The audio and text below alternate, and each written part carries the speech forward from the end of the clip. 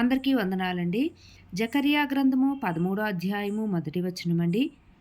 దేవోక్తి ఇశ్రాయేలీయులను గూర్చి వచ్చిన యెహోవా వాక్కు, ఆకాశమండలమును విశాలపరిచి భూమికి పునాది వేసి మనుషుల అంతరంగంలో జీవాత్మను సృజించు యెహోవా సెలవిచ్చినదేమనగా, నేను యెరూషలేము చుట్టూ ఉన్న జనులందరికీ మత్తు పుట్టించు పాత్రగా చేయబోచున్నాను. శత్రువులు యెరూషలేమునకు ముట్టడి వేయగా అది యూదా మీదికిని వచ్చును.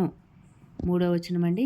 ఆ దినమందు నేను యెరూషలేమును సమస్తమైన జనులకు బరువైన రాయిగా చేతును.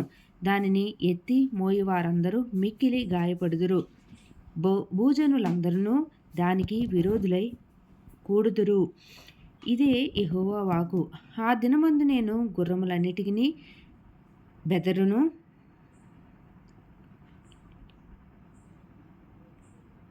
వాటిని ఎక్కువారికి వెర్రిని పుట్టింతును.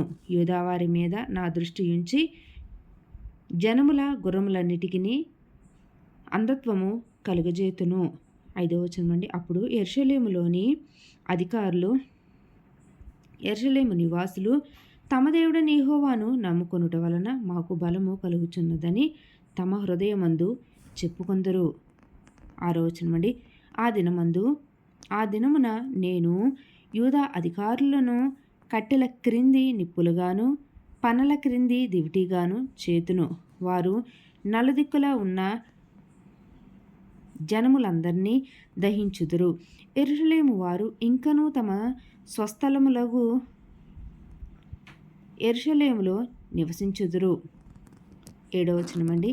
మరియు దావీదు ఇంటివారును యెరూషలేము నివాసులను తమకు కలిగిన ఘనతను బట్టి యూదావారి మీద అతిశయపడకుండునట్లు యెహోవా యూదావారిని మొదట రక్షించును. 8వ వచనమండి. ఆ కాలమున యెహోవా యెరూషలేము నివాసులకు సంరక్షకుడుగా ఉండును. ఆ కాలమున వారిలో శక్తిహీనులు దావీదు వంటి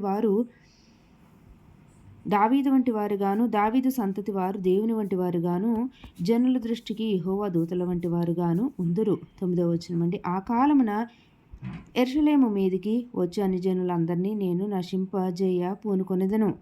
దావీదు సంతతి వారి మీదను యెరూషలేము నివాసుల మీదను కరుణ నొందించు ఆత్మను, విజ్ఞాపన చేయు ఆత్మను నేను కుమ్మరింపగా వారు తాము పొడిచిన నా మీద దృష్టి ఉంచి